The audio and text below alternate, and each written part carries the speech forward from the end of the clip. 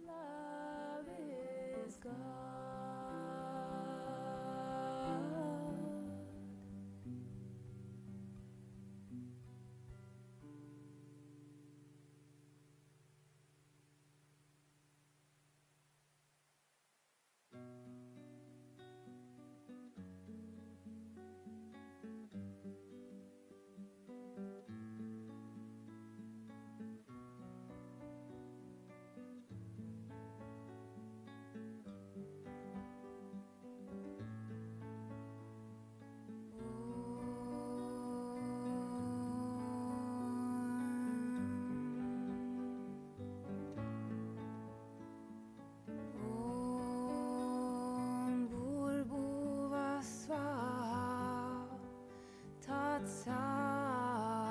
Savitur vareniam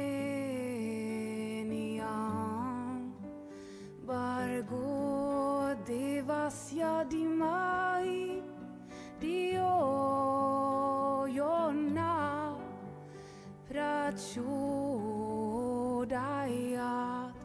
om burbuva svaha tat savitur vareniam bargo devasya dimai dio yona prachodayat om burbuva svaha tat savitur vareniam bargo devasya dimai dio yona prachodayat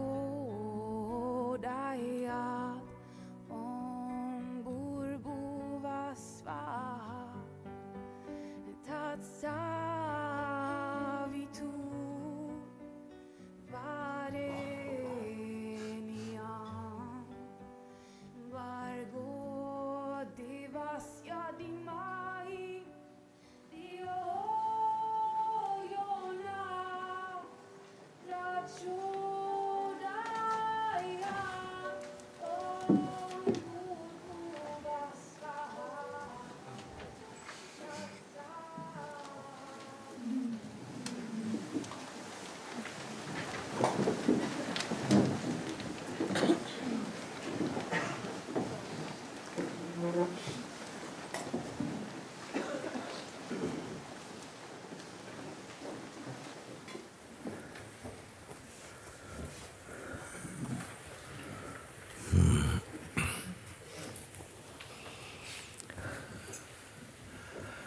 Okay. Om. Om Namaste. Welcome to this section of Satsang, where, as I said earlier, I use this time to look through some of the letters that come. And I also enjoy mostly the letters that come because they give a chance to look at something and maybe to go through it in a more thorough way, if there is. But I never know what comes, you know? So, okay. Like, for instance, this one. Thank you, Moojibaba. I have accepted the invitation. Jackie of Meister. Just this, you see. I accept it. It's good enough, you know? I have accepted the invitation, which means that I won't, be indulging in my mind's, any kind of complacency and so on. It's fully landed inside the heart, or it's landing inside the heart, and keep it up like that. So, okay. Namaste, Mooji. I love you, and I thank you. From the very first satsang I watched on the internet, your pointings hit me like arrows and smashed decades of concepts in me to dust. I'm so happy I could die or I died. That's why I'm so happy. I pray for your health. Love, Patrick from Berlin. So again, I am so happy I could die or I died. That's why I'm so happy. Who writes like that? Something? Ghost? Something is writing, yeah, that I have for so long been taking myself to be something not quite the truth of what I am. That now, some have transcended it. It's no more, I'm not living in an alter ego or something. That is kind, you see. Therefore, he says, and that's why I'm so happy. And also, I pray for your health. Thank you. Love, Patrick from Berlin. Nice, good one. Dear Mooji, I'm reporting on the bhajans and their beauty. During the one with the many names of God where Allah is sung, I felt some resistance. I'm not any religion, but I felt grating. Grating means what? Grating? Okay, grating. I felt a grating. I kept singing with my eyes closed, and suddenly I saw the whole sky above the earth shatter like glass, and there was only one God. Beautiful, isn't it? My God is one. There's only one, worshipped in so many ways, but always just one. It's not a person, though it can appear like this. So I laughed and cried at the same time. It was so beautiful. My question is that the bhajans are stuck in my head now, and I'm wondering if I should quit listening to them or let them purify the mind. I think you've answered, no? No, stay stuck in the head. No, let them purify the mind. Many blessings. Mercy. Beautiful. Sometimes these things come up. We have some conditioning. We like to hear the name of God expressed in one way, but not in another way. This is normal for humankind at the moment. We think, my God is greater than yours. It's the same one, oh God. You see. But in spite of this, I kept singing with my eyes closed, and suddenly I saw the whole sky above the earth shatter like glass, and there was only one God. I laughed and cried at the same time. It was so beautiful. My question is that bhajans are stuck in my head now, and I'm wondering if I should quit listening to them or let them purify the mind. Do we need to think about it? So let them purify the mind. It brings so much joy, you see. This one, Namaste Mooji. I have suffered in the mind and body for over 20 years with a substance abuse and addiction. I have recently discovered my being from an insight that your words provided. In an instant, I realized I could remove all my suffering. It was all witnessed and not necessary anymore. It was something I once knew at a young age until my mind became my world. I did damage to my body and mind with substance, searching for it, getting glimpses of it until you, Mooji. My life is back. How can I ever repay a gift like this? Eternally grateful, Mike. Nice, easy letters today. It's beautiful. You see? For 20 years, suffering from substance abuse and addiction. And I've recently discovered my being from an insight that your words provided. And in an instant, I realized I could remove all of my suffering. Wow, isn't it beautiful? You see, this is great, isn't it? Not have a checklist of problems. No, the whole lot is gone. Huh? It was all weakness and not necessary anymore. You see? It was something I once knew at a young age, until my mind became my world. Wow. If you can cast your attention back into a childhood state, maybe we could also remember something fresh, innocent, and so free. And then the mind became my world. Meaning, what was it? There was something before the mind came. It was very beautiful, it was fine. Then the mind came, and it became its ways of interpreting and judging and evaluating, advising, commenting, became your climate. It became our, atmosphere. And then delusions come, you see? Yeah. I did damage to my body and mind with substance, searching for this thing, getting glimpses of it until you, Mooji. My life is back. How can I ever repay a gift like that? Just to stay as you are. That's beautiful. Stay as you are. Keep honoring the truth you see. Keep loving it, being it. You see? What can even compare? I don't think so. Dear beloved Mooji, a true desire for freedom is within my heart. This fire is burning brightly. I wish to realize the truth and to know the Satguru within. Please help to show me who I am and finish playing the mask of anger and doubt. These destructive habits have burdened this being and family enough. I wish to expose this hurtful anger and am fully at your feet, Master. May this gift of motherhood not be wasted and this life be for freedom. Replace me with you, O Lord.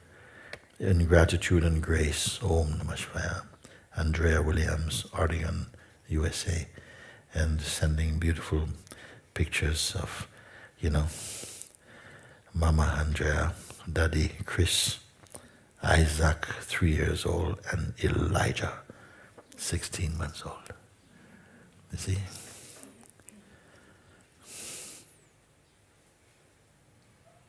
So the destructive habits have burdened this being and the family also. The family also, just like they feel the impact of your pain and suffering, they will also rise up in the joy of your liberation also.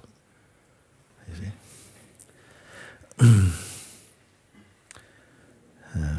So I wish to expose this hurtful anger, and I'm fully here at your feet. So may this gift of motherhood not be wasted, and this life be for freedom. May so be it. So be it.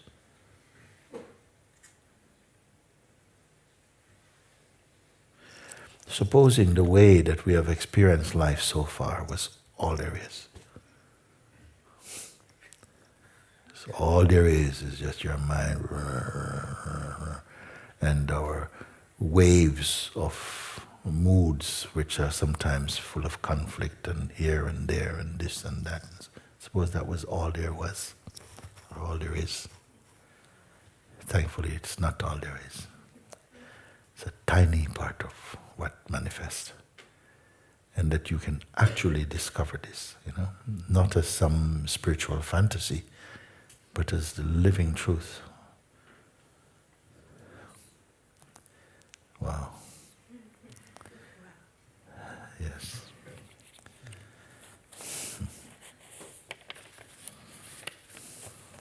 Okay.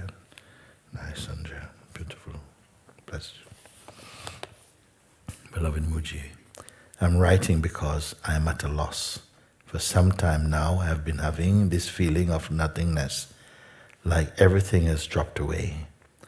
The need to be someone, the need to be a part of something, and all I'm left with is just a sense of just being. I wouldn't say that I'm sad, but neither am I happy. For a while I thought, okay, this is great, I can fully move without being identified. Then it came to me that the need to be identified is so that I can live in this world. But the more I try to have desire or to be identified with it, it drops. It lasts for a while, then it's gone. I tell myself, this is okay, this isn't a bad thing, but it is as if I got this thing missing inside me, or I'm looking for something that can't be found. So I'm writing to find out what should I do. Thank you. Om Shanti. Jacquez, Jarquez, Jacquez. Help me. It's the first time I'm hearing this name. I don't know. It's not Jacquez. I'm going to call it Jacquez. Okay? Yeah. So listen to this now, you see. In a way, I could say that this letter could have been written by a sage also. Let's look, listen. For some time now, I've been having this feeling of nothingness. Like everything has dropped away. The need to be someone, the need to be a part of something, and all I'm left with is this sense of just being. I wouldn't say that I'm sad, but neither am I happy. Okay? So neither sad nor happy. For a while I thought, this is great, but I can fully move without being identified. Then it came to me that the need to be identified is so that I can live in this world. Is true? No. They think it's not true. It's not so you can live in this world, it's so you can struggle in this world. You see? You are life itself. Are you going to, because you don't have identity. Identity is a very limited mode of consciousness, you know? It is consciousness, person is also consciousness. But it's so restricted, so limited, so selfish, so insecure also, so quick comparing, so needy, all these things. No? But the more I try to have a desire, now you're trying to have a desire. Can you imagine? Some people trying to get rid of it, and you're trying to get it. I want some desire. I want some desire in order to live in the world. So, but the more I try to have a desire or to be identified, it just drops. You're such a failure.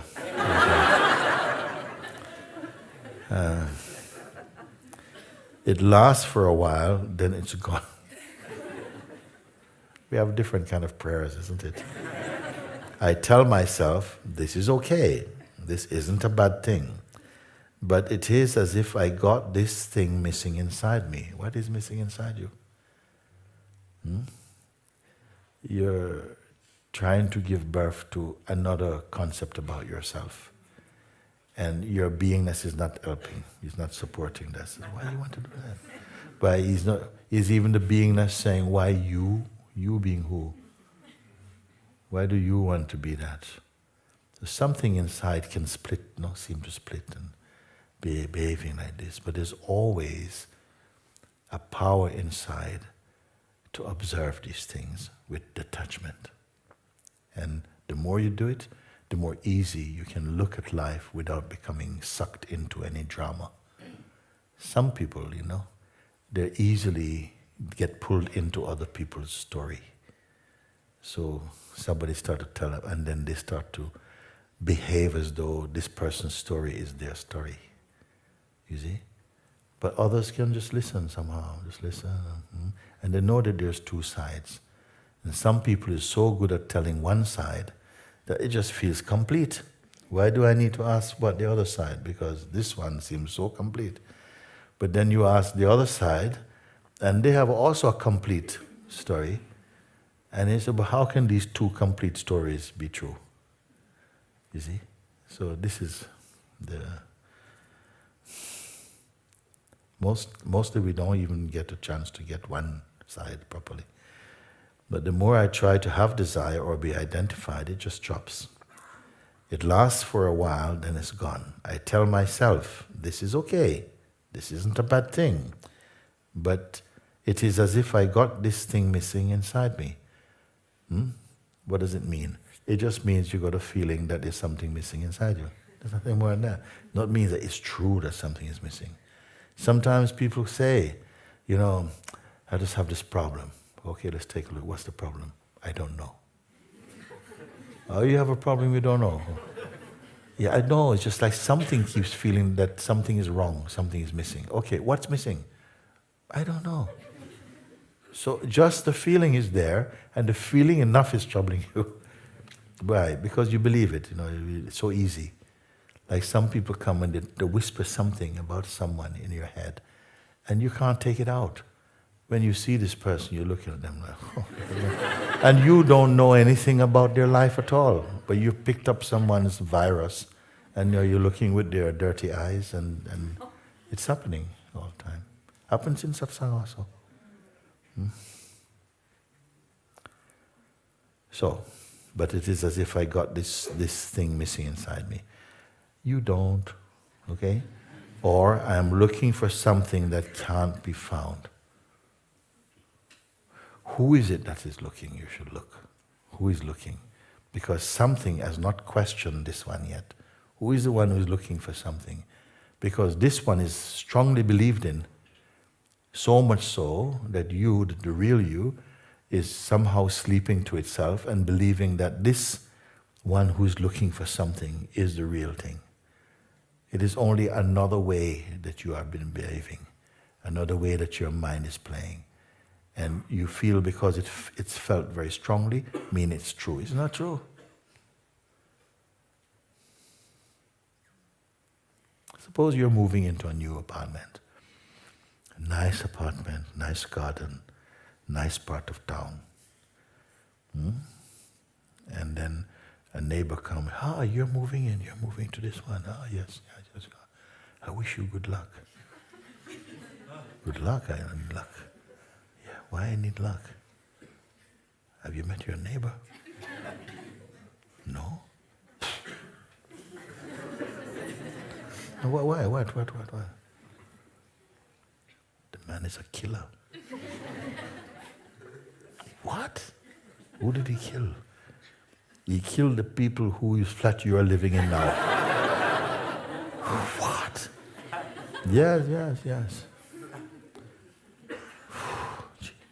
Then what happened is, you're coming out your door, your neighbor is coming out, you go, look at you. Already you're living with a fear.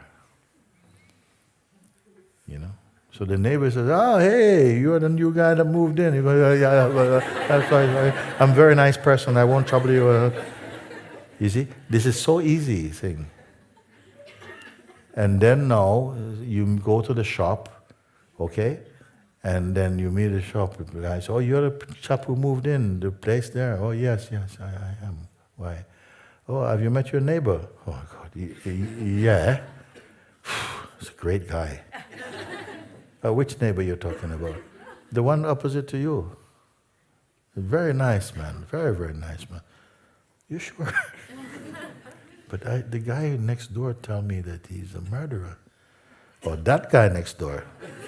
You want to watch him? Is it? Where are you going with your head? What is happening? People say things, sometimes we believe them, and it's very difficult to take it out. So sometimes, even after you've seen it's not true, there's still some seed in your head.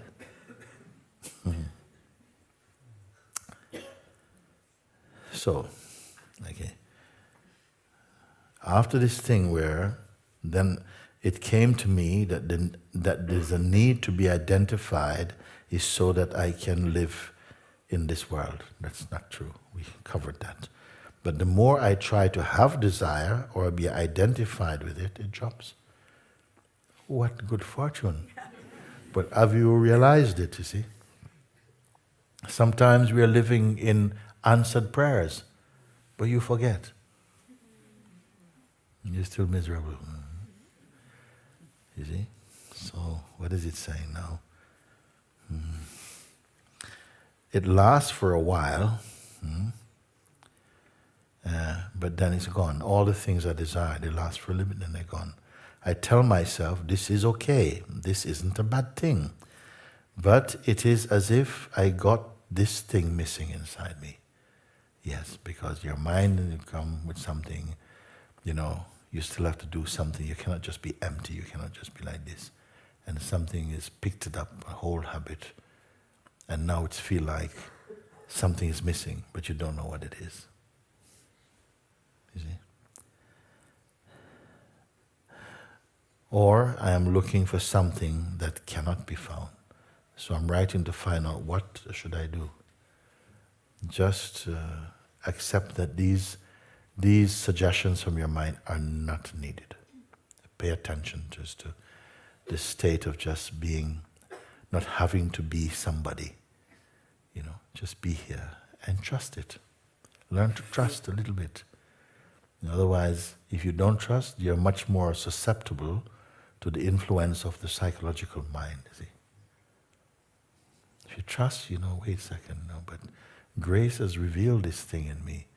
Why should I question it, And just carry on in this state. But if you start to, but why would this thought be coming if, because you have to exercise your discernment. Otherwise, it can be, how would it be if another 6 years from now you're still wondering, but can you just show me again how about the invitation? So what? No.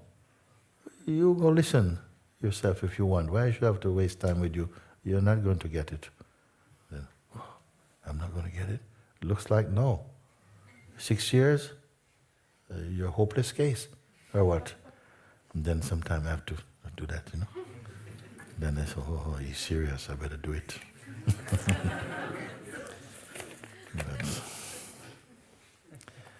Dear Mooji, Namaste. I started following your words since 3 months ago. I have yet to read your book and writings, but I meditate on the thought of being free and emptiness. I would like to testify my experience to you. Yesterday, I survived a fatal accident. I saw a truck tumbling into my car, which was just behind the truck. For a few seconds, I saw my death walking towards me. When I reflected upon the whole situation afterwards, I realized I remained so calm and still even when I could see death coming my way. Has anybody experienced these things? Mooji, am I on the right path of silencing my mental noise and reacting to the outside energies? Thanks, Mooji, for bringing so much love and peace. I'm sending you a virtual hug. Hope to see you soon. Regards, Ronita. So here is someone, yesterday I survived a fatal accident. Fatal for who then, if you survive? I saw a truck tumbling into my car, which was just behind the truck. For a few seconds, I saw my death walking towards me. Yeah. Has anybody come to such a close point? Just about, but then found that there's a silence and a stillness where there should be panic and fear and screaming. There's a silence there. Is that a good thing?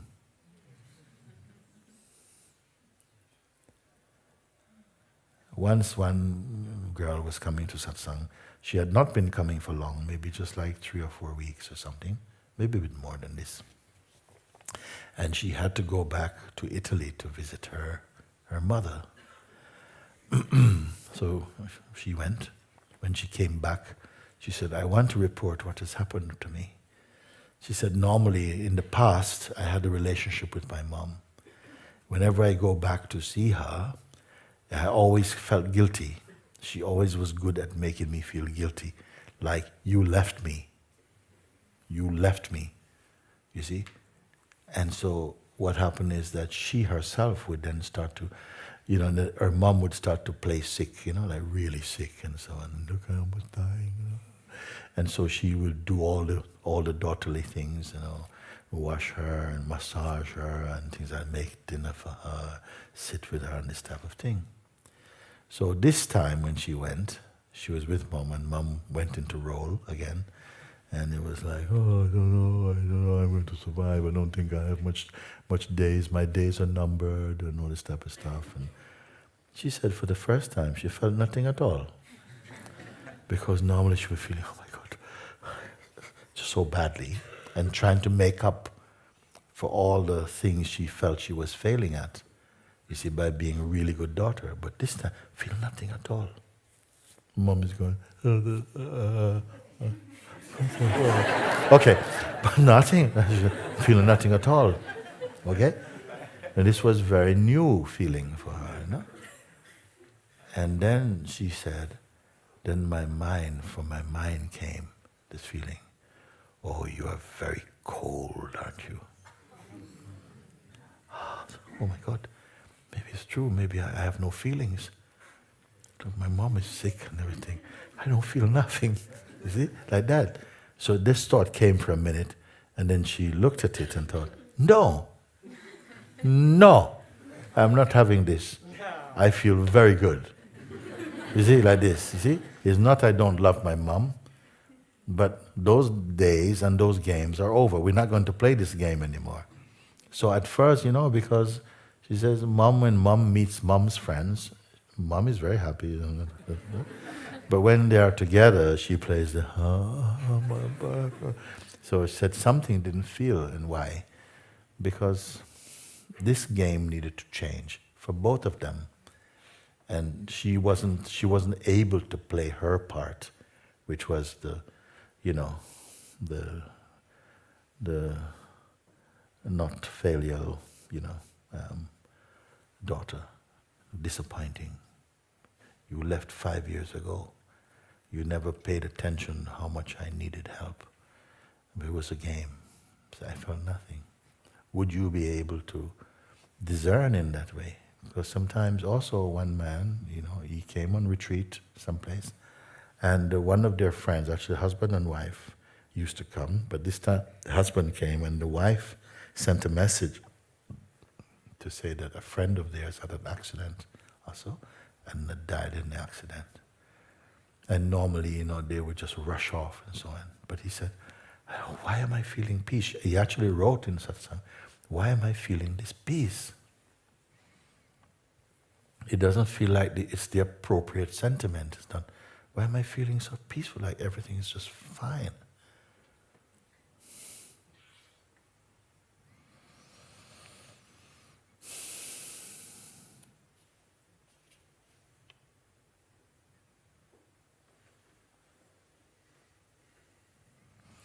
So, the truck tumbling into my car, which was just behind the truck. For a few seconds, I saw my death walking towards me. When I reflected upon the whole situation afterwards, I realized I remained so calm and still, even when I could see death coming my way. Mooji, am I on the right path of silencing my mental noise and reacting to the outside energies? Yeah.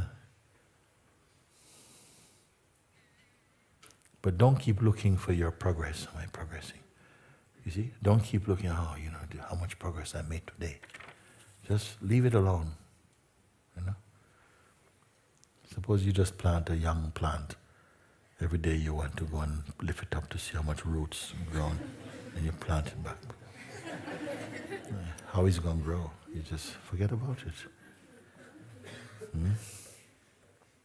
So again, thanks for bringing so much love. These are also things that come to make us, grow in faith and trust. Everything is fine.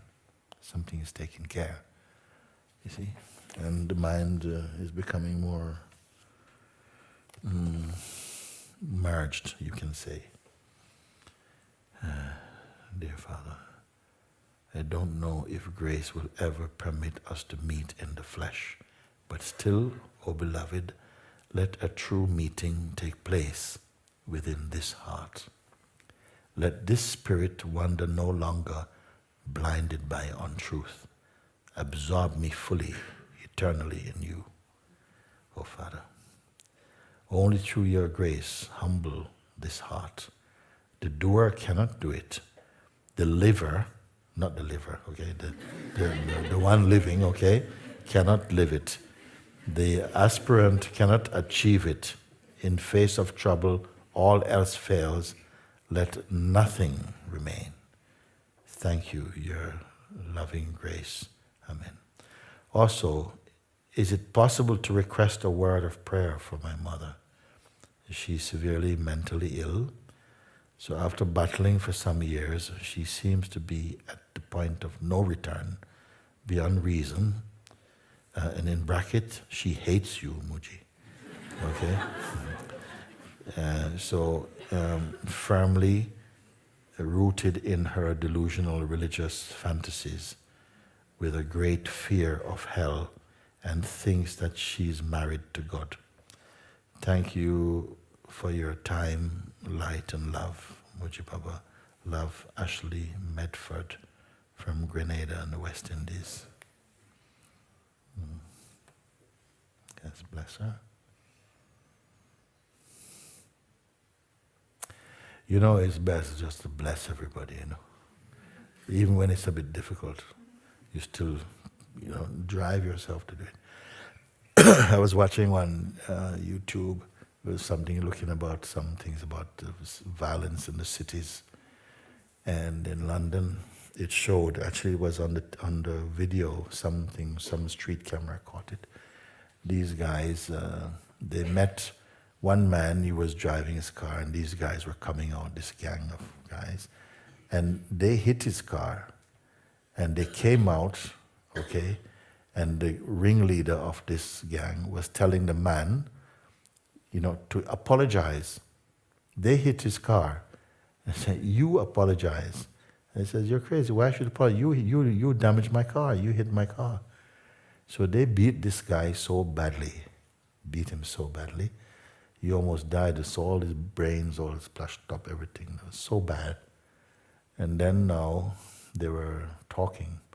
His girlfriend was taking care of him because he survived amazingly. And they was asking him, what is your feeling about it? He said, I don't know why they did this to me. Because I didn't do anything. Why the man is asking me I should apologize. So I tell him, no, I cannot apologize because I didn't do anything wrong. And then they do all of this to him. And then he said, oh God, please God, forgive them. Who says like this thing? He can't walk anymore, he can't work, he can't go to the bathroom by himself. Still inside him, he's praying, God, please forgive them.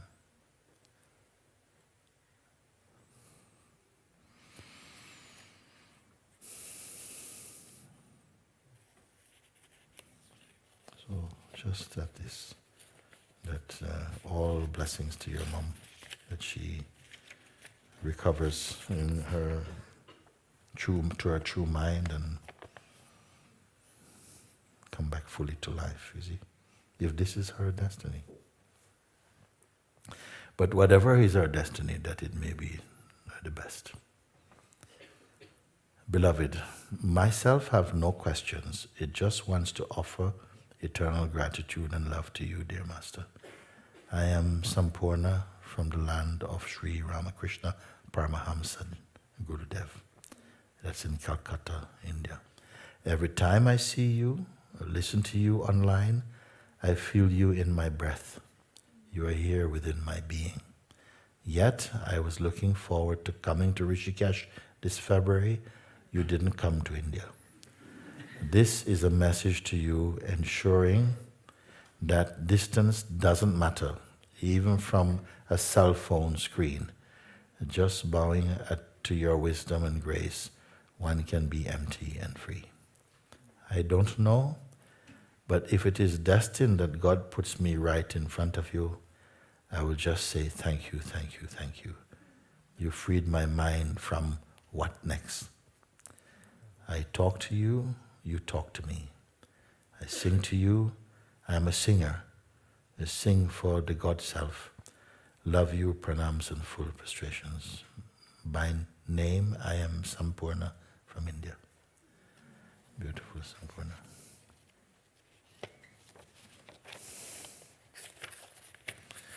Dearest Mooji, you are my everything, my best friend, my guide. I put my head at your feet and say only one prayer. Let there be only you. Let there be only truth. Let there be only the self, only it. I am facing some challenges from my family. I live with my father because I am currently unemployed. I have lost interest in everything because I have lost interest in everything except the truth. My body is burping up all the blocks obscuring the being in the form of panic attacks. Though I am unbothered by it, and even grateful that grace is moving through this body, my father has taken me to a psychiatrist who has put me on antidepressants. And my father makes sure I swallow the medicine every night. I can't sneak away and not take it because he is so vigilant about me taking my dose. I don't want to take antidepressants, Mooji. I am not depressed. For the first time in my life, I am happy without a reason. How should I explain it to my family? How should I avoid going to the psychiatrist and taking antidepressants? Please bless me with your words, Mooji. Love you so much. Thank you, Shivani. You see? So be it then, that by the mercy and grace of God, that a fresh power will come and will alter things, because only for a time these things will happen. God knows best. And that a swift relief will come from this situation. You see, God alone knows. Take care of these things. We don't know why sometimes it feels like you're done with something and you're done with it, but it's not done with me. I'm done with it, but it's not done with me. Why should it have to be like this? Just carry on. Just be present, and you'll find that even with these seeming challenges and the way they seem to narrow down your expression, inside you can still be totally the infinite self. And even more so, you come to appreciate. Some people, they are working very long hours and they have a family they have to go back to take care of. And they only have little time. But they so appreciate that little time they have for themselves, and they make full use of it. Maybe better use of it than when they had all the time. Sometimes restrictions can serve you. You see. Beloved Moojibaba, thank you for reading my letter. I would like to share something with you which brought me so much joy. Yesterday, I heard that I was not selected by the lottery for the Sahaja retreat this coming June, but my husband was selected. Of course, I was very happy for him, but at the same time, great pain was felt. Feeling of rejection and unworthiness arose. It's a lottery.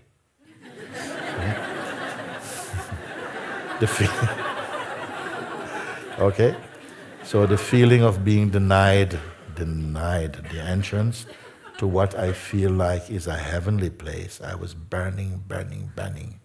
When the burning was felt intolerable, I suddenly felt it is all the work of grace, especially the painful things are helping me to become more clear about what I am in truth. Tears of gratitude began to flow, and all I could say was, thank you for picking me up. Thank you for squeezing me. So no untruth remains. The heart of burning turned into the coolness of peace. Thank you for this wonderful experience. Thank you for the invitation that makes everything possible. I love you, Moojibaba, and I wish you and everyone a wonderful retreat. Love and a big hug. Helena de Roos from Holland. R-O-O-S, Roos. Horse, Rose. What do you say? Helena de Roos. Anyway, the point is that from something that was like, wow, I'm not selected and my husband is going and I'm left behind, and the feeling of rejection and all. What is it? Great pain was felt, feelings of rejection and unworthiness arose. The feeling of being denied the entrance to what I feel like is a heavenly place. It was burning, burning, burning. So sometimes people experience this and I say, don't give it to your mind, because the mind will go, you see? I bet you that they actually saw your name and went, not this one. No Derus here. You watch him, But somehow this pain, unbearable. She said, what happened there? When the burning was felt intolerable. So it goes even further, when intolerable. And then it felt it is all the work of grace. How did it turn around like that? You have to go the whole way. First the mind will come and say, you see, now you have the proof. They don't want you. They don't want you. You can cry all you like. You've missed the boat, those kind of stuff. Mind, is it? But because this came, it also burnt out something, like something was hiding in there, maybe in some kind of blind spot inside the being. And now this thing had pulled him out, catch him out. You see, this thorn. I said once that, if you were walking barefoot and you stepped on a thorn, you know what a thorn is, no? If you step on a thorn, it goes into your foot. You may need another thorn to take the first one out. Isn't it? One goes in and break off, you catch another one, and you use the other one, take the first one out. When you take the first one out, you throw both of them away, no? So something really hurts. You see? And you, pain. And this pain, you see, came to take out another pain that was hiding, but you probably didn't notice. Take both out, then joy comes. And joy is coming. Everything suffer. Everything must get it. So I saw one time when some birds, I think they were like swans or something, they got entangled in fishing net. And of course, maybe 3-4 days can't eat nothing. It's got just in there. So the people came and they caught the birds and they take them out and pull after a while, break the net, and set the bird free. The bird come and just so happy. The bird is so happy. How much pain, and now just so happy.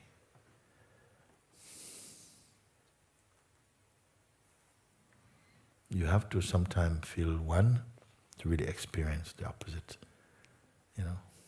Like this.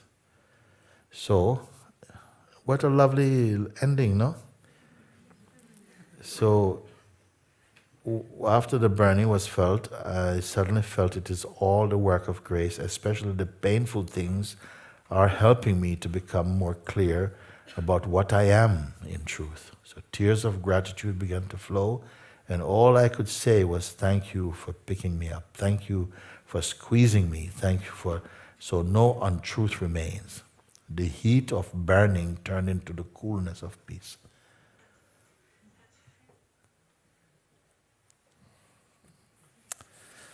You know, I should put this letter up somewhere and that we can read every time when you're feeling a bit, so let's read this letter. Okay. You see? Oh, this one is long. This one is long. This one is long. Oh, this one is very long.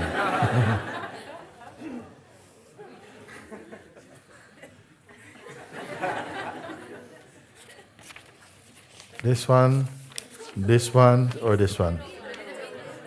The middle one. So when it's the middle one, let's start with the middle one. Dear Mooji, I've been watching almost 100 plus videos of you, but can't seem to find one related to the topic of sincerity in spiritual search.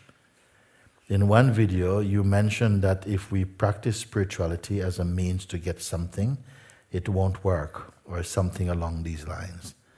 At the same time, I've also heard that it doesn't matter what your intention is, if you do the right thing in our spiritual search, it will work. Well, the first thing mentioned is not quite what I said. I say sometimes to people, if you're practicing self-inquiry as a kind of painkiller, yes, but it's not the real purpose. It has so much more to offer than just to alleviate a certain feeling for the moment. You know, this inquiry will burn all delusions and set your heart free. That's what I meant. So it's not quite that. So, due to the above seemingly different pointings, I'd really love to share with you the real motivation behind my search, to have your pointings on whether I would need to change my mindset to avoid wasting years of my life doing something totally wrong. I'm not really aiming for enlightenment. I just want to be a joy unto myself as opposed to trying to get it from other people.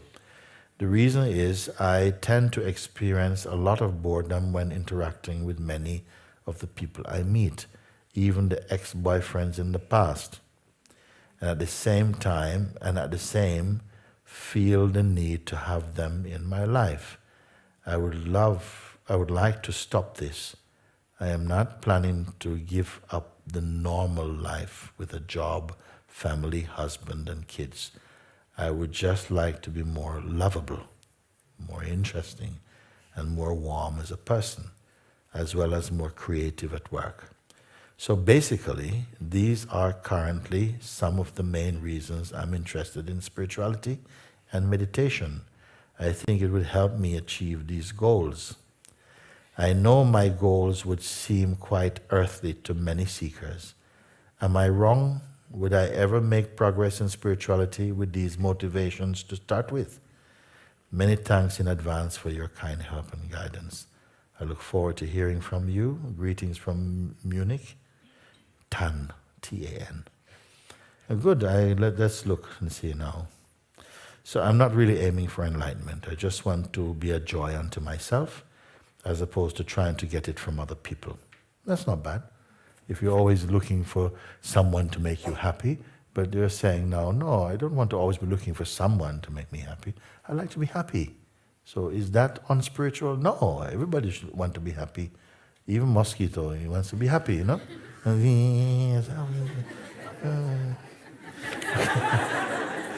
So,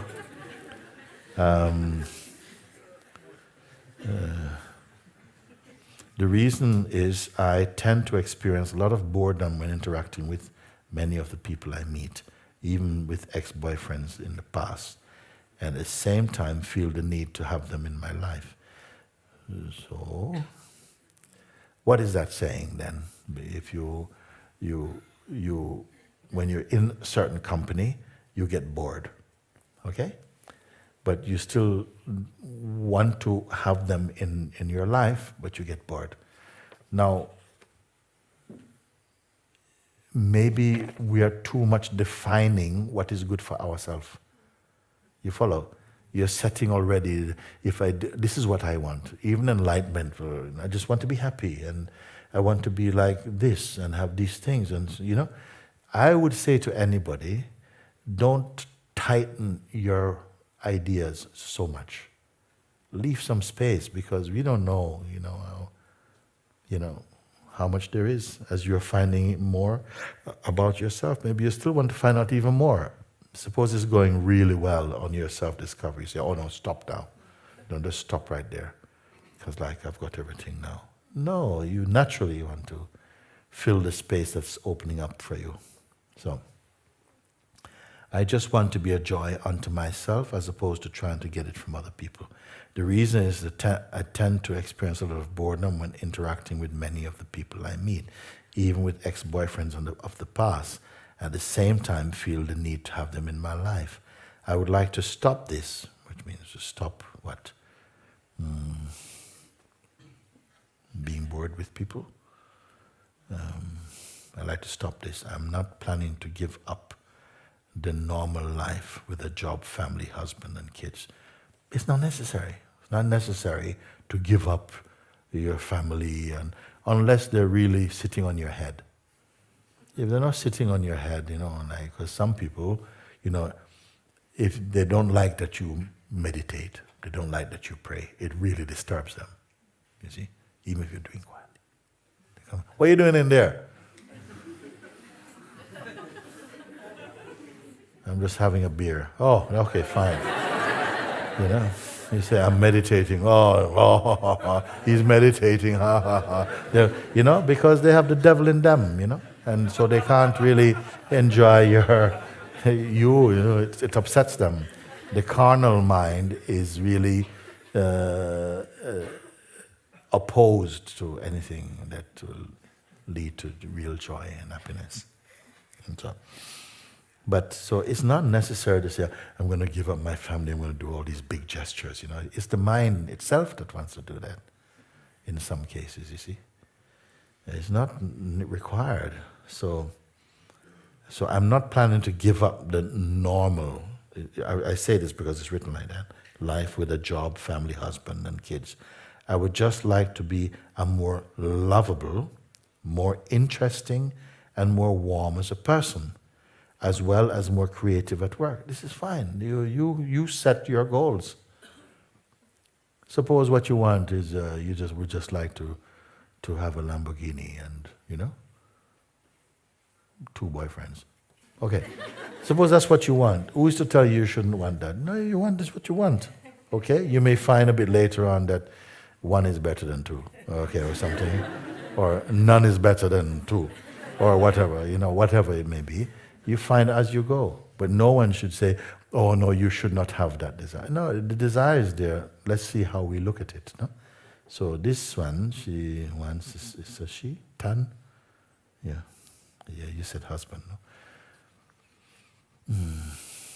More as a person, as well as more creative at work. So basically, these are currently some of the main reasons I'm interested in spirituality and meditation. I think it would help me to achieve these goals. Yeah. Help you, anything that helps you to be free of ego is going to offer you a lot more than you think. Anything that helps you to overcome ego is going to launch you into a really big space. I don't think you're going to want to set the boundaries. You're going to feel, wow, there's something that just feels boundless here. You're going to want to follow it. It's true or not? Yes. Thank you.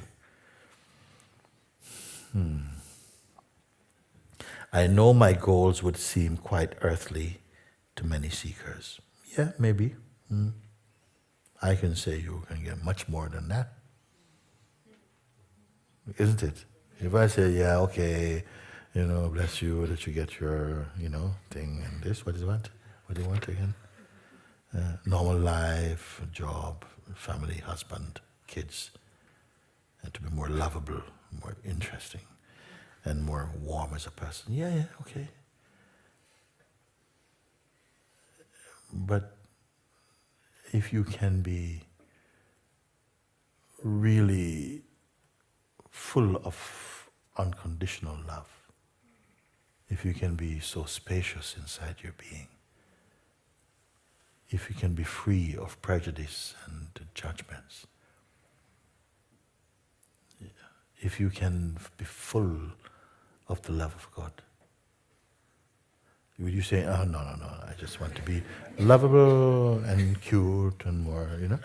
No, you say, so I said, this is why I said, don't say, you know, this is what I want. Because,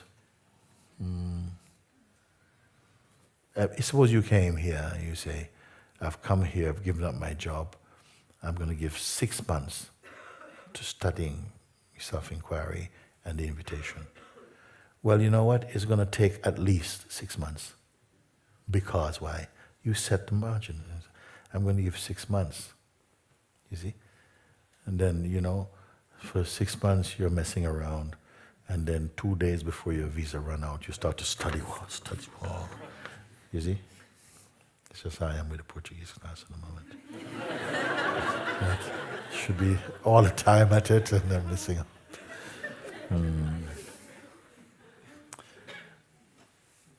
So basically, these are currently some of the main reasons I'm interested in spirituality and meditation. I think it would help me achieve these goals. I say, yeah, it's fine. And it is good, because what you want is you want to be happy, basically. If I can put it in a nutshell, you want to be happy. You want to feel free, and you're not desperate for love or something, you know. Just be comfortable in your life. It is good. But don't draw a line above your head. Just keep going. Huh? So, I know my goals may seem quite earthly to many seekers. Am I wrong? Would I ever make progress in spirituality with this motivation to start with? Of course, everything is good. All the best to you. Many thanks in advance for your kind help and guidance. Look forward to hearing from you, from Munich.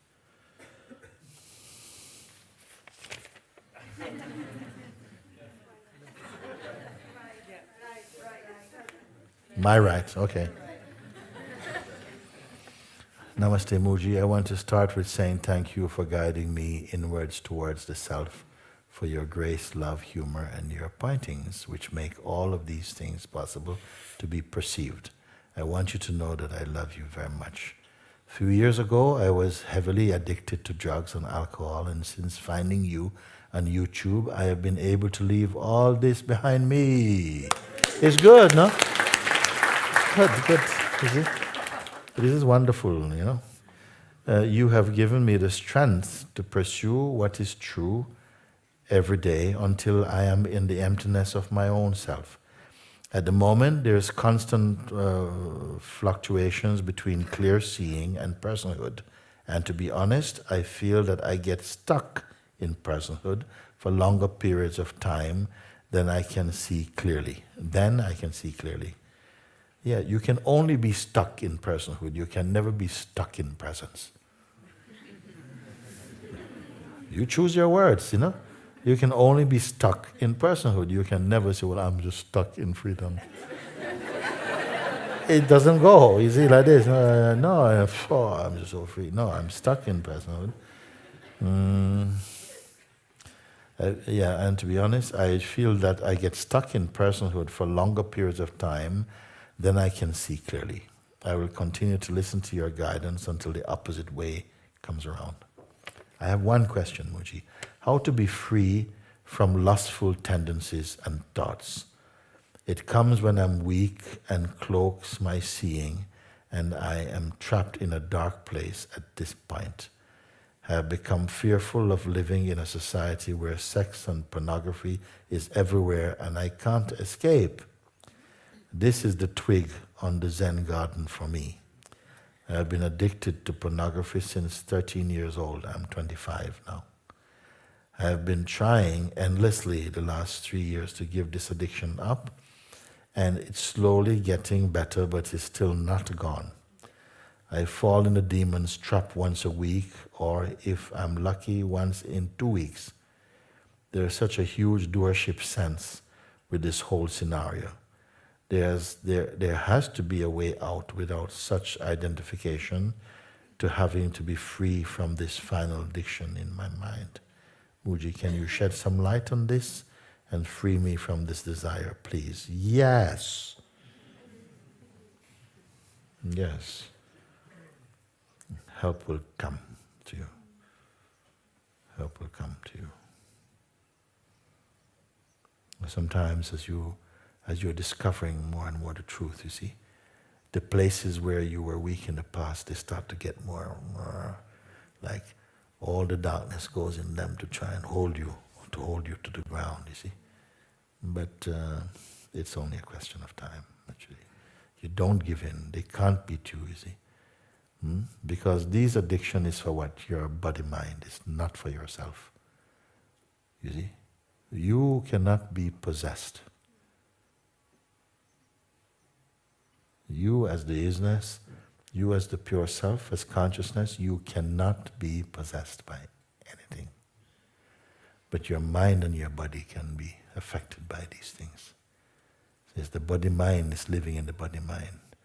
You see, can't capture your heart. They cannot go there. There's no go for them. But they can work in the realm of the mind, because in the realm of the mind is where identity can develop, you see. You just watch that. You know that. You don't have to worry. They can't go there. And you're increasing in the power of your knowing that you are the self itself. The body-mind is your play for a while. And in that realm also we must work to clean something. But the more you are sure of the truth of yourself as the self, then the more your power will come to slay these forces, to transcend them. Not even slay, but to overcome them. You see?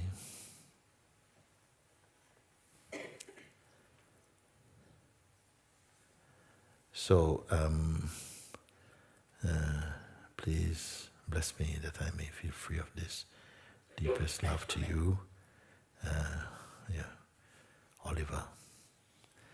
So, Oliver,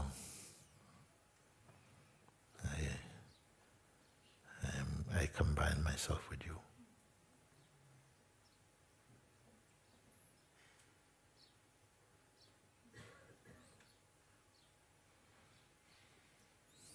By God's grace.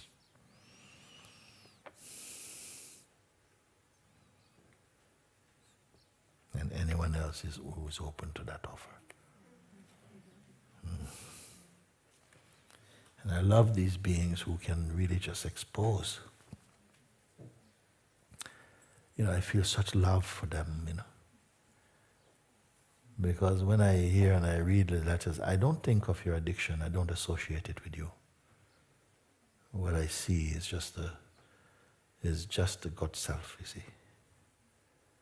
And temporarily in a state of hypnosis, by believing that it's conditioning, and to rescue it from that delusion, for the pain it caused,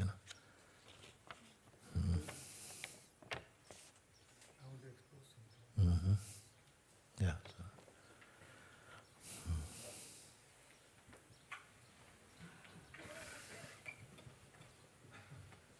Attachment is so strong in me. It's not just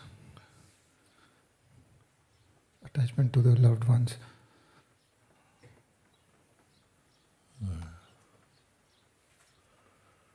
You say attachment to loved ones. A loved one, I mean a relationship to that attachment, and I want to be free of all the attachments. Yes. Just want to be one with you. Yes.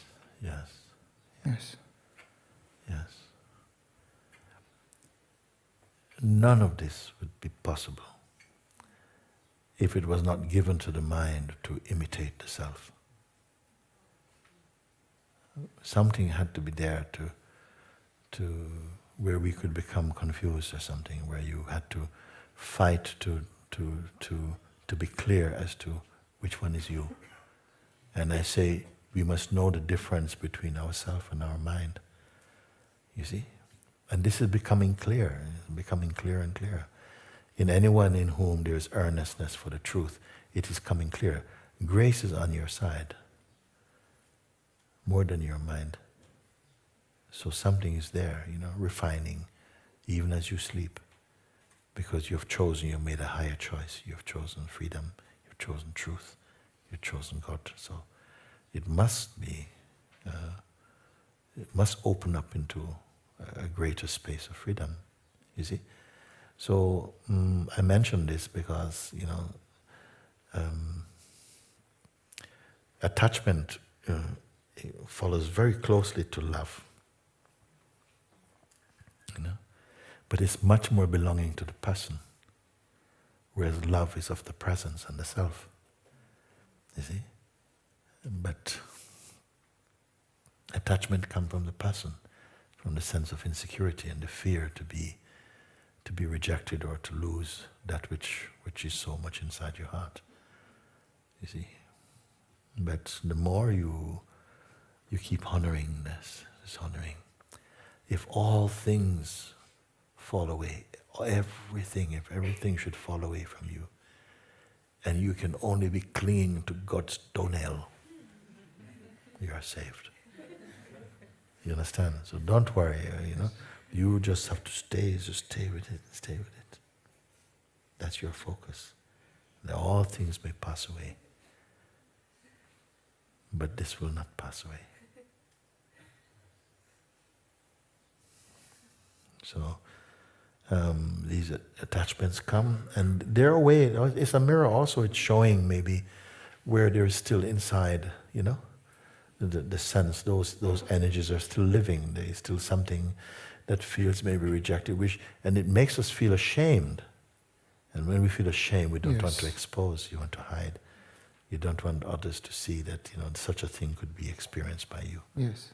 So this is why I say that when people come, it's not that I like to hear their stories, what they're exposing, but I love that they're strong enough and bold enough to say, look, I just want to expose this, you see.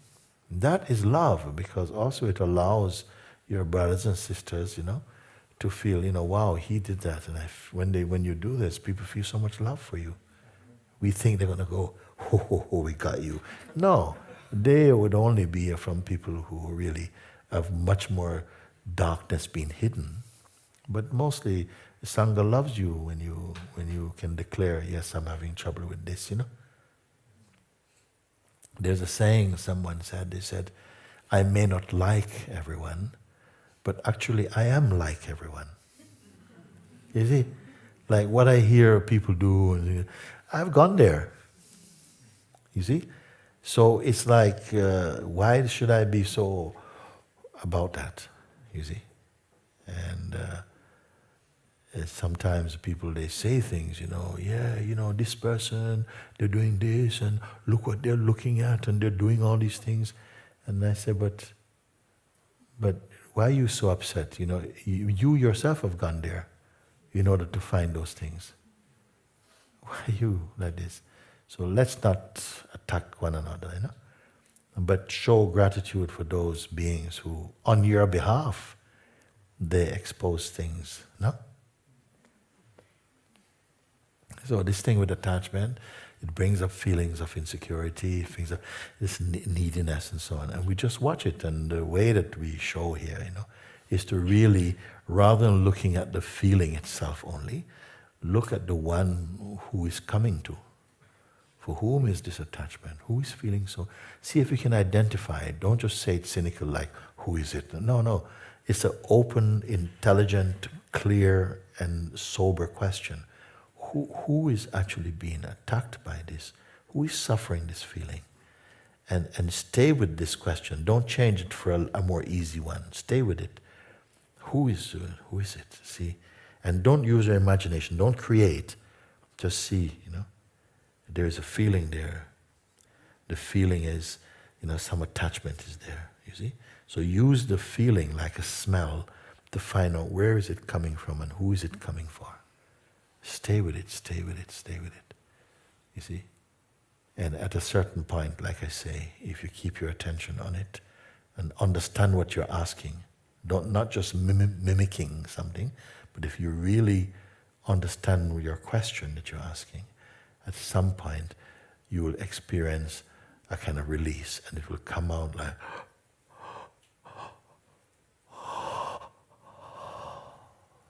it can come out like this. Those energies, they start to, because they cannot stand the laser power of your looking. You stay with him, and then it cannot stay hooked in. It will just loosen up because of your insistence and your persistence. It hasn't happened before because we're protecting it. You see? But the minute something becomes clear that I have to be free of this thing, you can do this, you can look in this way and just stay with it, you know. What is feeling like this? What is feeling like this, you know? And you try and find, you know. Or you look first, what is the message in this feeling? What is it saying about you? What is it saying? You're going to lose this thing, it's not going to be there, you know. You're not really loved, you're not this. Okay, and who is it? Who is it that's not really loved? Who is feeling? Who is suffering this feeling? And just try to look, but don't imagine, don't create. Try to look.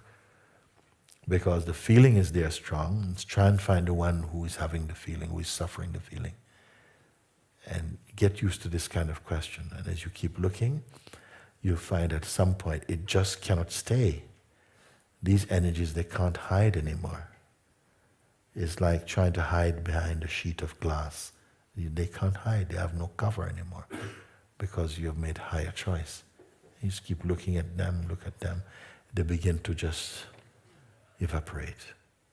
This is what happened. You try it and you see it works every time. You see? And so don't worry about that. Just stay with it. And you see, gradually you find, and such a great, not just relief come, confidence come. Not just relief, but confidence come that it can be done. It's not that this is anything eternal. None of these things are eternal. You were there before any concept was formed. You were there. Because it's you who watch the concepts. Concepts don't watch you. Yes. I'm looking at my hand. My hand is not looking at me. You're looking at everything. All the feelings, the thoughts, the ideas that come, they're only presenting themselves to you to see whether you accept them, what score you will give them, where you will place them, or whether you will just ignore them. The one who is free doesn't swallow all these things. They're aware of them, and because they have no interest, the relationship changes and these things can't stick around after a while. Your environment has become clean, and gradually we are cured of these delusions. You see? That's good. Thank you. So we do the last one or what? Dearest beloved Mooji, I've been following your teachings for many years on YouTube, and I still do to this day.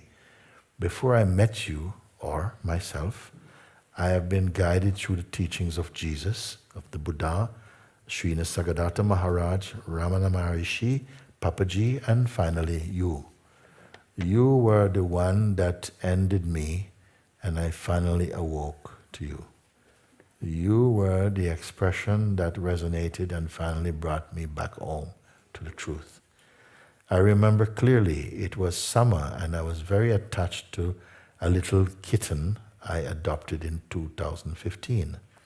This little kitten only lived with me and my boyfriend for 6 months as she was very sick. We had to put her to sleep. I was so attached and I grieved for a while from this loss. I know it may seem silly, but I'm thankful for this experience. I couldn't handle the sadness, so I searched online to help me grieve. When I was listening to one of your satsangs, I joined your invitation of asking, was it ever born? Does it ever fade? Does it feel pain? What woke me up are your words. Who or what saw these thoughts? You see? I went beyond this invitation and instantly I understood. Everything fell into space. My identity, my past, my future, and the idea of the false I. I realized that I am that which sees everything. Yet I am no thing. I am that which gives life to everything in this universe. Yet I remain a mystery. What a divine discovery. I always thought that once we are awake, that the thoughts will be gone. But it never did. I am okay with that though. They are just thoughts. I just don't pay attention to them anymore. I see them as phenomenon. Sometimes I do get carried away from the passing thoughts, but I come back to my fresh self in the now by just remembering. Yep, a phenomenon is happening. Just watch, let it go, nothing important to really see. You are a beautiful expression of me, as I am a beautiful expression of you. I recognize the divine in you as I recognize the divine in me. I love you and thank you for your pointing. I remain quietly happy inside and observe the dance of life with a different view. Thank you for showering me with your grace and love. I hope someday we may meet in person, but through YouTube, your teaching is enough, as I am already that. Thank you, thank you, thank you. Much love and kisses. Michelle Alcoriza, Toronto, Canada. P.S. I always thought that I have to be super special in order to meet my Satguru. But with your help and pointing, the Satguru has been revealed to me. May I be bold to say I am the Satguru. I have no doubts the divine presence is within me and is myself. You see? Sometimes these things that happen, you may think like this. They have a kitten, and for her it was a very strong feeling for even though it was sick, lived with them for 6 months, passed away, and in grief. But that grief brought her to satsang. You see, it's funny how things cause pain, but they bring you to freedom. And how some things bring pleasure and they bring you to sadness also. So these idiosyncrasies, these inconsistencies, these paradoxes, life is full of them. How to navigate your way through. And just be very, very quiet. Follow your inner GPS, okay? And that just be with this and, just don't be thinking, oh yes, next week, and don't worry about that. Some things you have to plan ahead, which is natural. If you want to fly to Morocco or someplace, you have to think ahead and you have to plan your ticket. This is fine. That is an appropriate response. But you don't have to be planning, some things just by habit we are doing.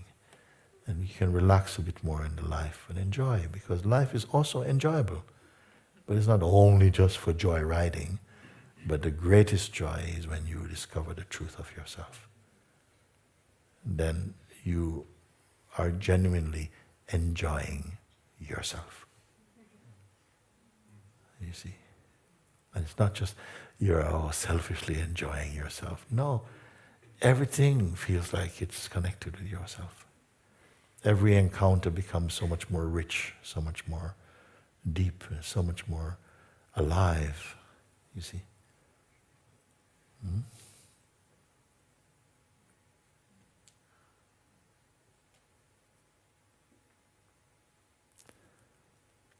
May the full blessings of God be upon all beings who in the heart are searching for this, knowing, discovering you are born for this understanding. Of course we can settle for less, and everything else is less. But that you are pure, you are here for this. Even in this body, you are here for this. Along the way, you can have your family, you can have your business, all these things may be there. But primarily, fundamentally, your priority is to wake up. And you wake up and live. You see? So it's such a, I am happy to be able to sit. Not everybody understands these things even. There may be some people really not liking that such meetings happen. It's not the people, it's the forces that are working in them. In some beings, the forces of goodness is working in them. In others, the force of badness is working in them, at least for a while. And the blessing is that all the beings, are strengthened in the way of righteousness and seek for what is good for everybody, and find peace. Okay.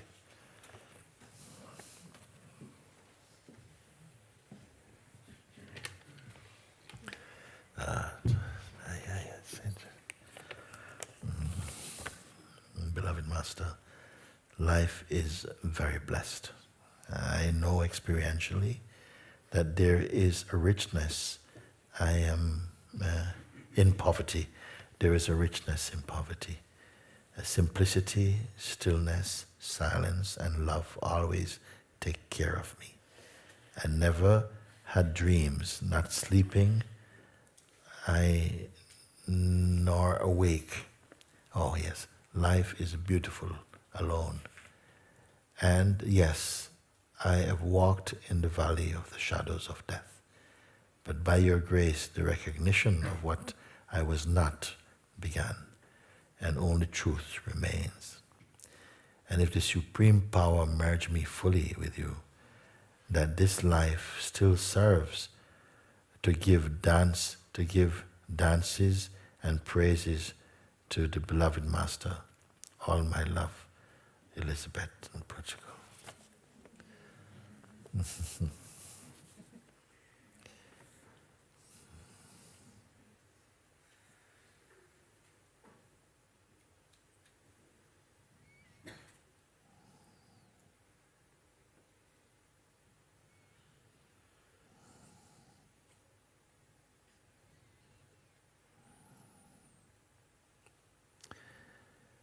One's life can only be in service to the truth, and so imbibe the truth that it becomes inseparable from you. You see, and you realize it's not outside of you. Even one time you will not know what is outside and what is inside. Where is the location of that which perceives inside and outside simultaneously? Where is this?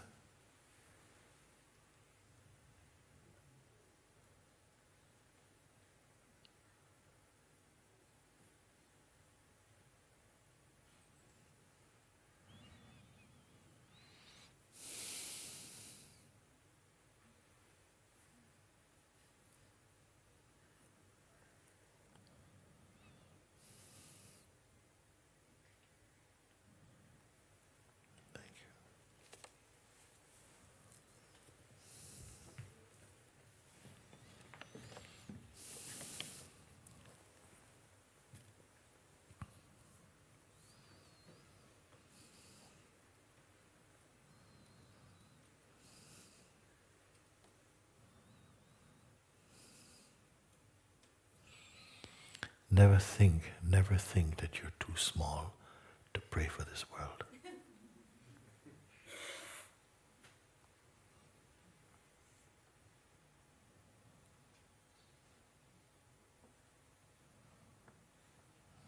Don't think, oh, but I'm so tiny. What difference is my blessing going to do? Exercise blessing. Exercise, not exorcise. Exercise your ability to bless and to have good feelings to everybody. Even when it's difficult, push. Say, bless, and don't be false. Bless the world. May the world be a happy place. May whatever it is that is within me that obstructs grace or denies grace, may that be removed by grace. You see? And that everyone should taste this happiness which comes from the heart. Not just the reflected joy that comes from things, but in fact everything comes from your heart actually.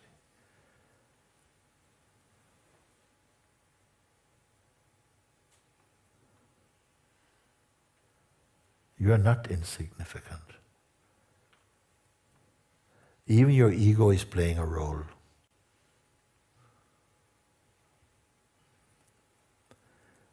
But that doesn't mean you should stay with it.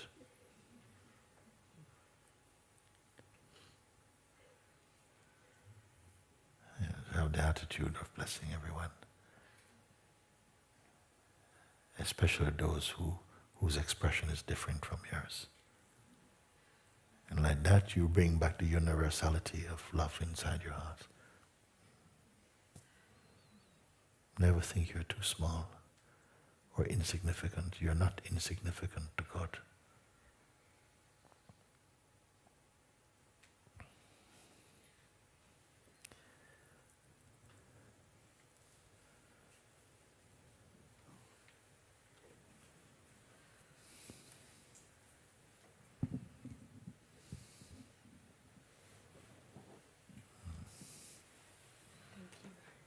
Thank you, Guruji. For so long I wanted to speak to you, and something kept me seated, so for so long I was convinced I'm small, but I'm not. And over again I keep choosing just God, you, always. Even though sometimes mind suggested something else, but this love for God is sometimes very unbearable. But it keeps me on track somehow. It's... What do you mean by saying it's unbearable? It's so bittersweet. Somehow I kept reading those Rumi poems, and something, it's sweet because something here identified with the lover of God, and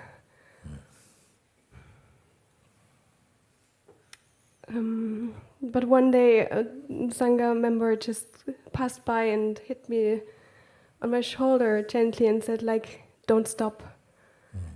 No reason for that, like it was no context, and I realized it's the glue. Don't stop there.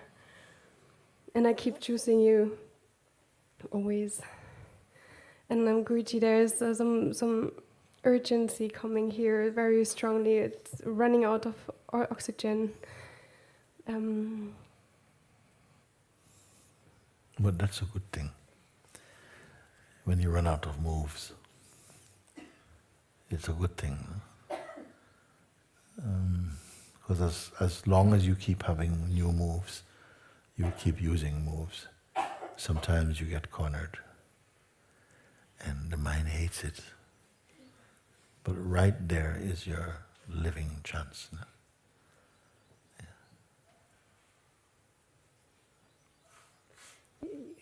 It's...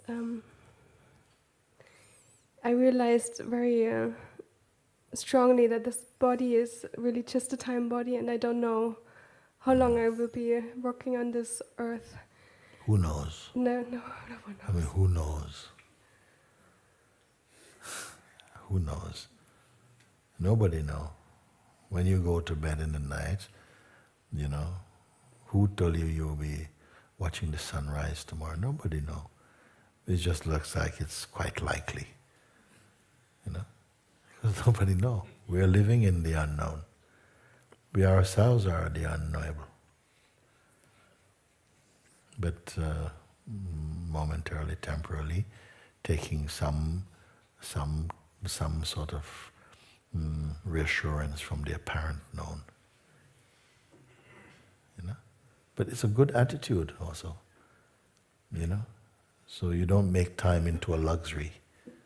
You know, I love to meet people who are out of time. They don't have any more time. No time to indulge foolishness. No time to waste on hurting others. It's enough now. Now God has given me a time to be by myself.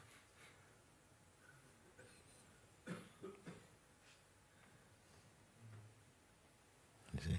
And use it.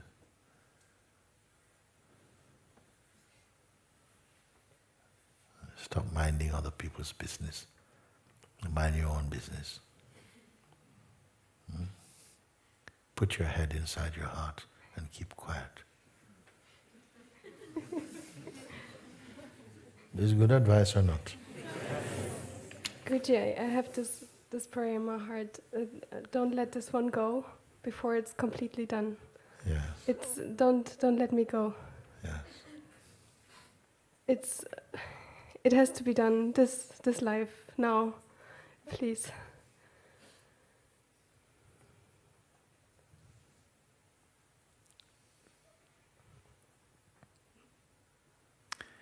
You have accepted the invitation, no?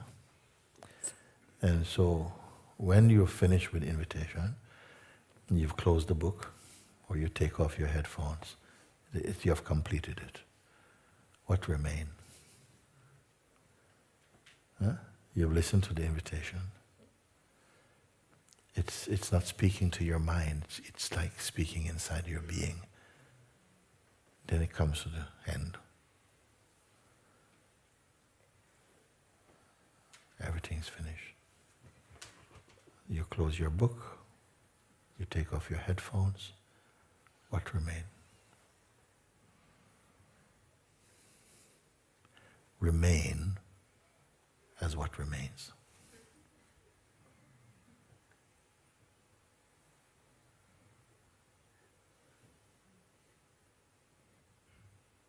Remain as what remains.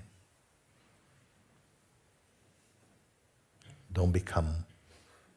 Remain as what remains. When everything that was creating a kind of claustrophobia in your world, now you see there are just clouds passing. Your job is not to stop clouds from appearing. Let them appear. They're only appearing. Have you ever seen any cloud that's been here for 3 weeks? Same cloud? No? It's all going. Everything is like that, except one. Last time I told you that we had one friend, he was a filmmaker, he came here, no? And he was up there just behind the Chai temple, photographing, filming the sky. And we people pass him and stuff, he's always out there, we just left him.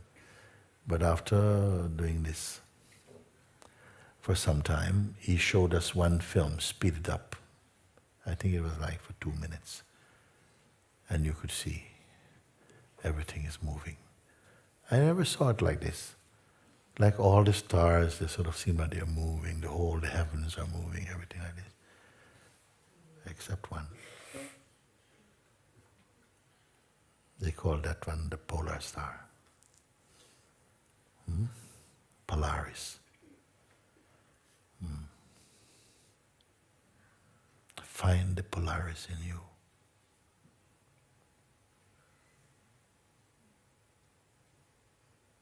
Everything is moving. Your thoughts, your ideas, identity also is moving. Your dreams, aspirations, they're changing. Who you think you are, your ideas about yourself is changing.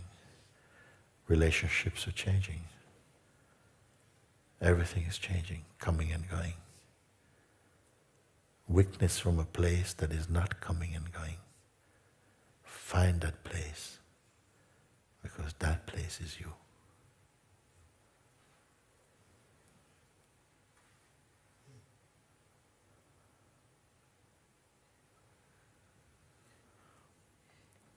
It is not bricks and stones and trees and skies that make a place a place.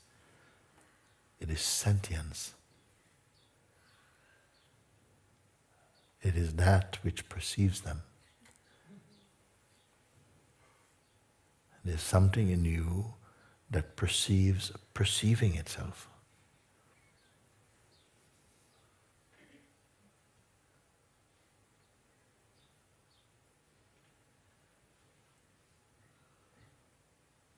So even these words, these guidance, they reveal something which is nothing, and you're there.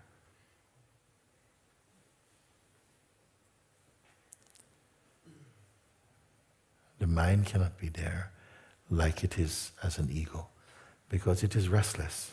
He can't be there. But you're here. You can be without this restless mind, but it cannot be without you. So you only take care of you. You stay here, and the mind will have to come and be with you properly.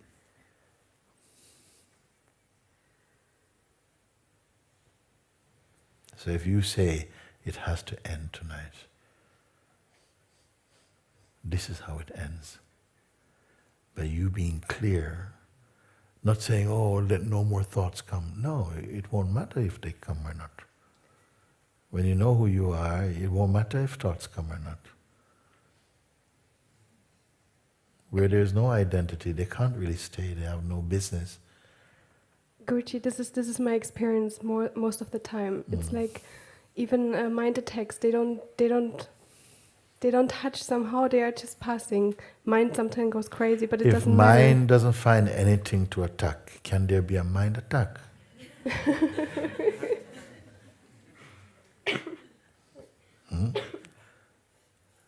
It's like thieves in an empty house,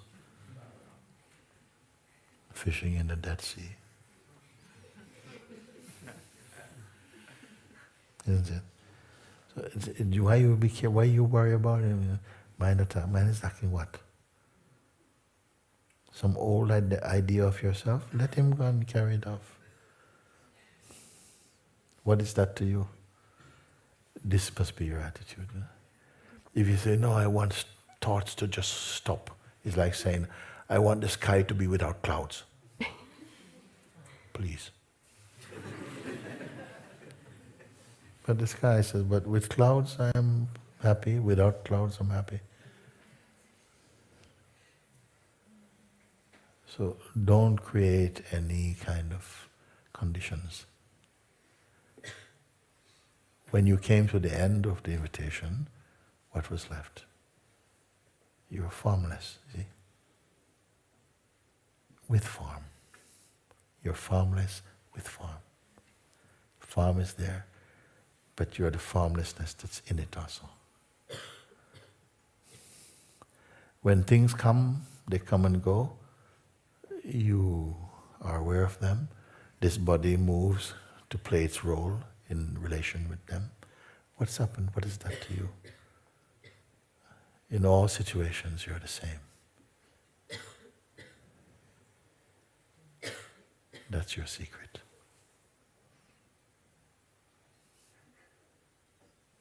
And your joy. If you say, when my mind is quiet and no more thoughts, then I'm free. You create that condition. Then the mind is very happy to disturb you. When I stop, okay, man. Hi, oh, you again? Oh, no, yes, me again, yeah. It shouldn't matter. In fact, the more you give the space of the mind to be whatever it is, but don't feed it. You know, remember I told you, I think I must have told you also, many years ago in London, no? One of the famous sites in London, Trafalgar Square. Many of you I must have told this. Trafalgar Square used to be, it still is, a very big tourist place right in the center of London. 200 meters, 300 meters from Buckingham Palace, from Downing Street, all this big place there. But in those days, what happened was that you used to have a lot of pigeons. And it was a sort of like it was part of a tourist attraction, They say that, a little attraction, but, basically thousands of pigeons flying around, but thousands of pigeon poo all over the place. So the mayor of London said, as from such and such a date, we are going to make it illegal for anyone to feed the pigeons because they are health risk, and we're a modern city. We cannot have this kind of thing anymore now. So we have to take care of this. We don't want the pigeons in Trafalgar Square anymore. Okay? So just don't feed them, but don't kill them. If you kill them, you go to jail, we take to court. Just don't feed them. So the time came, and nobody's feeding pigeons. Thousands of pigeons. This has been a thing happening maybe for hundreds of years. Nobody feeding. Well, in 3 weeks, 1 or 2 hanging around. Many of them were turned up in my town in Brixton. Not good. The mayor said nothing about Brixton, but no pigeons. Don't feed your pigeon thoughts. You don't have to kill them. Just don't feed them. What's feeding them? Thought come, yeah, you're not very good, you're not really. And anyway, just keep on talking about something. Forget about him. You see? Only when you turn away from this and he comes in front. You turn away and he comes in front. He says, okay, you have to look at this one. He says, who are you? What do you want? You have to face this one. And inquiry is the sword you're going to use to slay this one. The inquiry has become so powerful with the invitation. Yes, it is. It's like, gone. Yes, That's yes, it. Yes. It's so delicious. Yes. Yeah.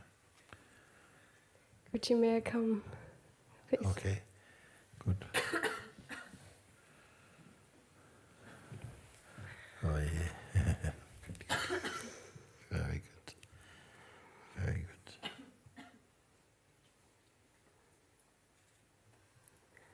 All you need to do is just keep paying attention to, in a sense, as you bring your attention to the awareness. It has no story there. It is actually has no past, has no future.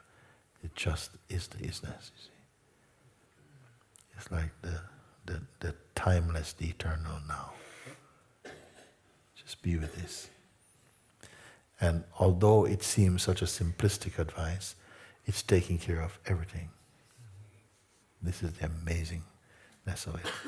It's taking care of everything. You find that in your daily life, things are flowing smoothly. You don't even know why. It's just like that. Because the consciousness has moved out of the realm of personhood, and it's moving now in the domain of presence, you see. And every layer you go of presence is like a platform. And on that platform, the consciousness is functioning in a much more refined way, much more pure, more light. You see? Just keep raising in consciousness. You see? Good like that. May I receive your blessing? You have it, yes. Any level. Any level. On every level. Yes, yes.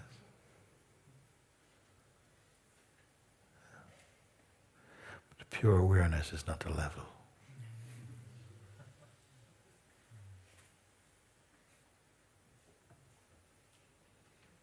And it's not a state, unless you're going to call it the stateless state, that within which other states come and go, but itself does not come and go.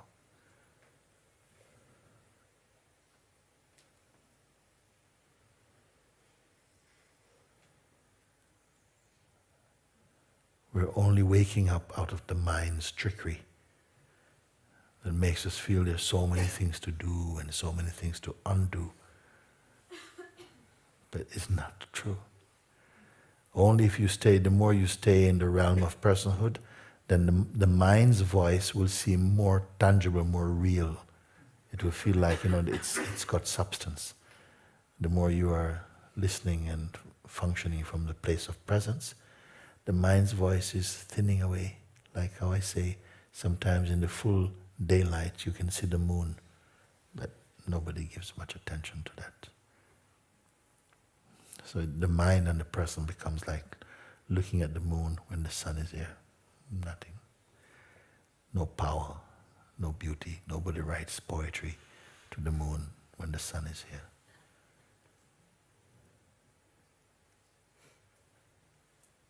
So are you full or empty now?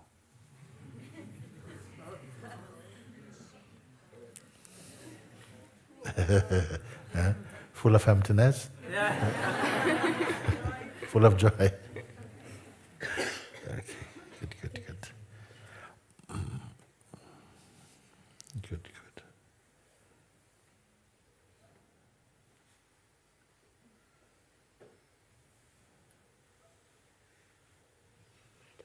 Thank you. Yes, thank you. Okay, good, good. Yeah. Okay.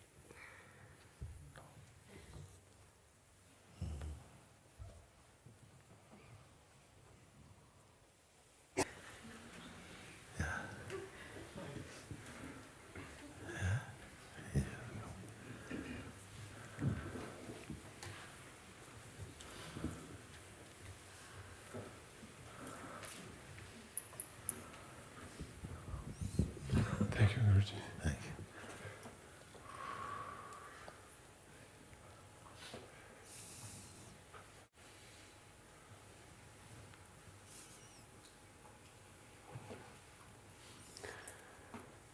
I want to say thank you for this burning which is happening inside, and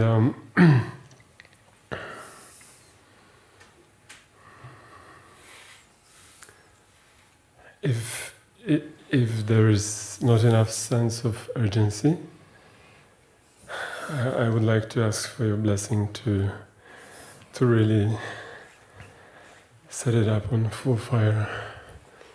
And in the same time, I would like to. I choose not to cooperate with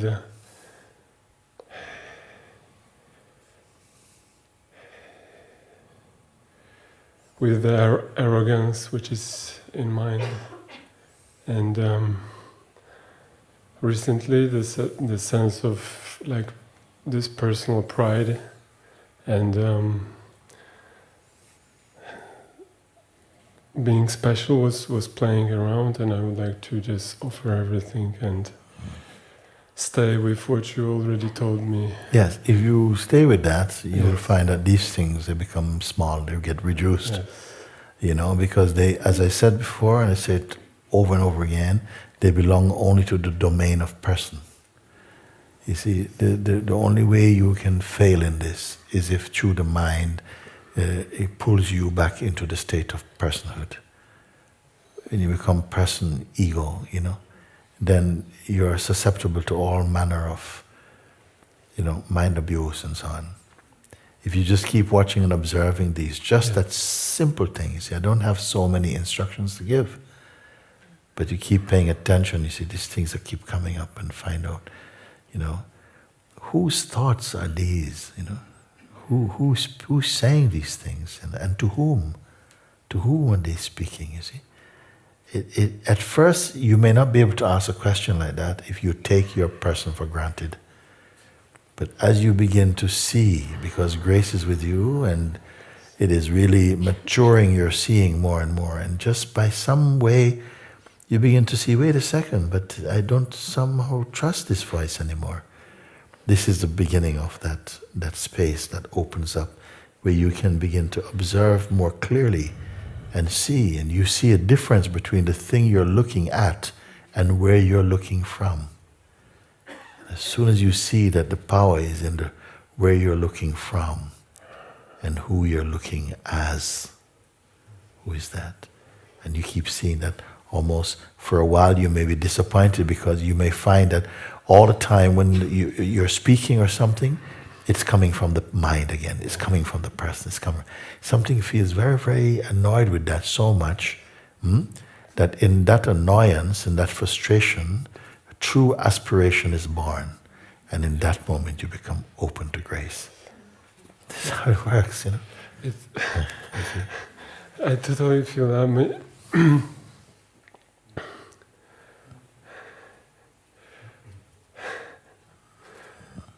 That also sounds, you are taking care of me, and I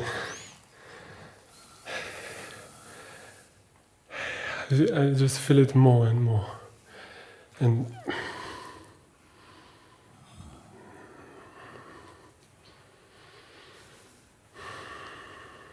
I won't give up. Yes. Thank you for... Yeah. You can't give up. No. You can't give up, not now.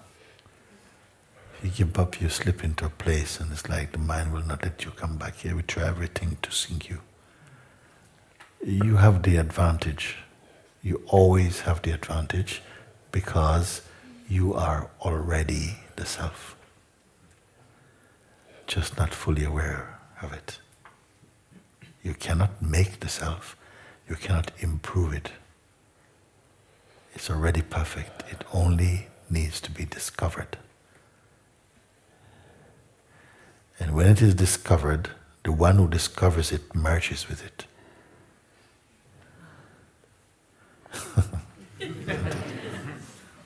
Hmm? Okay.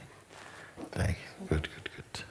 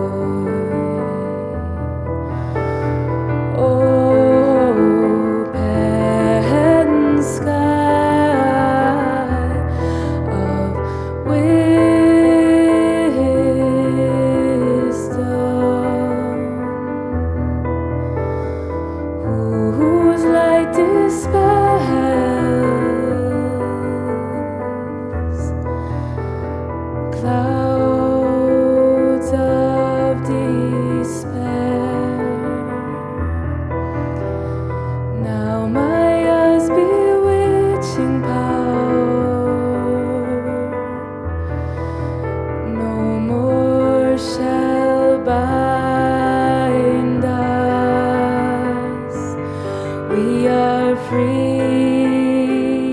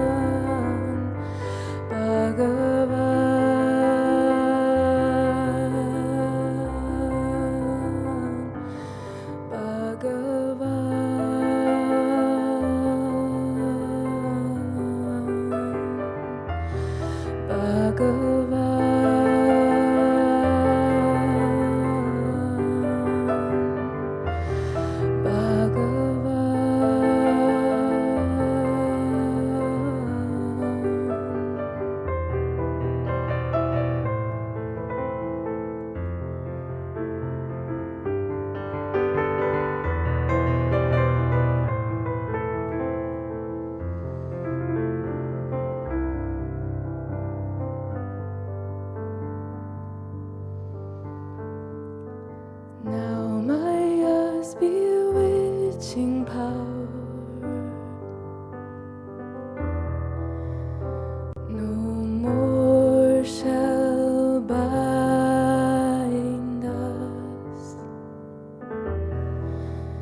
No more shall bind us. No more shall bind us. We are free.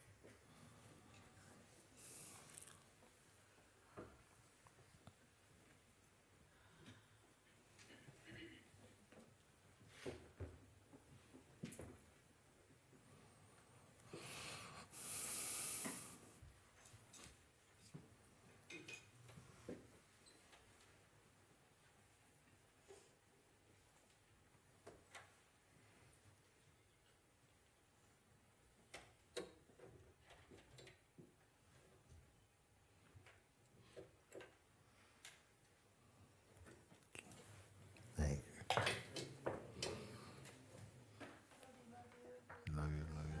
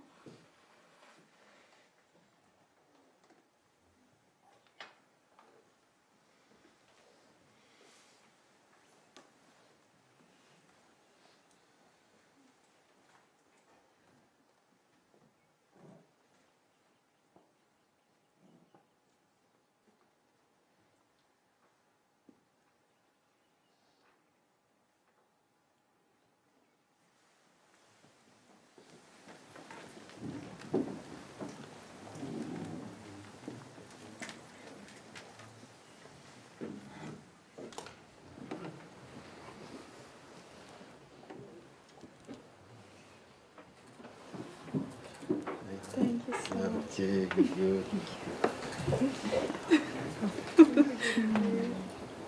Love you, love Okay, Thank you, Guruji. Thank you, love. Thank you. Oh, thank you, darling. Love you, love you, love you, love you. Okay, good, good, good. Thank you, thank you, thank you.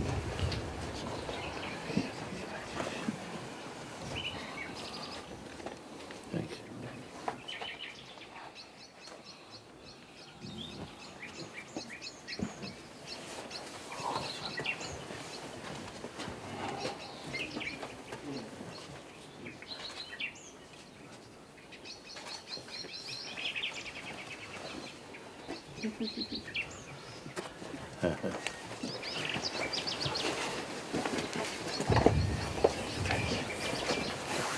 Cold, cold, cold, cold, cold, cold, cold, cold. Oh yeah? Oh yeah. Yeah. Ah. Ah.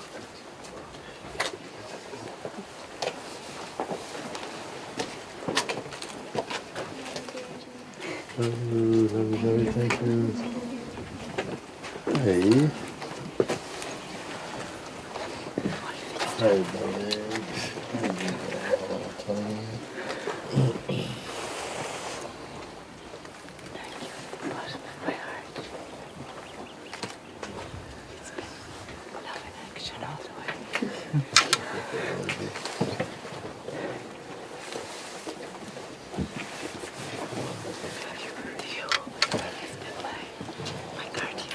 Yeah, it's true, it's true. Yeah, wonderful. Love you. Thank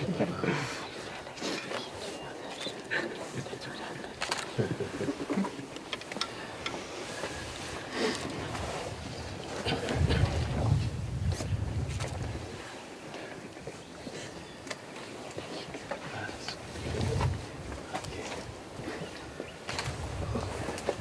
Love you.